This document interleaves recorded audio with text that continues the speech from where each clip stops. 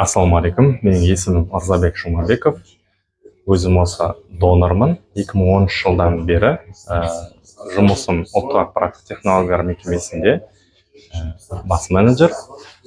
Қан тапсыру мақсатым осы дені сау болсын, кімге қажет мұқтаж жандарға осы керек кезде әйтеуір қан тапшылығы болмасын деп, денім сау кезде осы әлемге барша адамзатқа пайдалы болайын деп. Өзім шамамен қанды 19-шы рет тапсырған екенмін, жаңа сұрасам.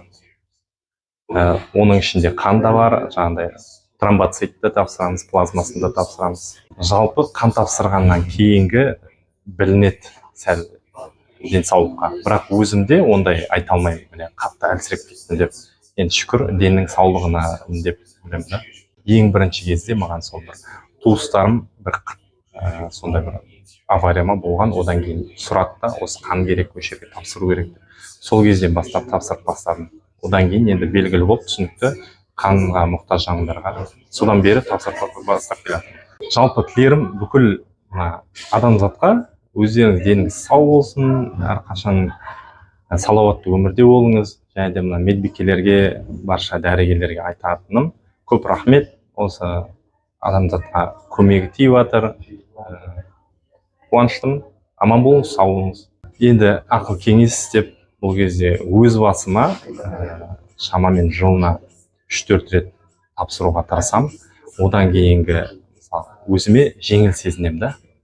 Маған мысалы қан тапсыруға батылы бармай жүргендер бірінші бастап көріңіз деймін да. Ол бір жағынан жақсы. Қанның өзі айналуы, жаңаруы өте жақсы септігін тигізеді. Жалпы қан тапсыруға келген кезде мынақта бірінші алдын ала анализдер болады. ВИЧ барлығын тексереді. Гепатиттерге шамамен бір 10-15 минут уақыт алады.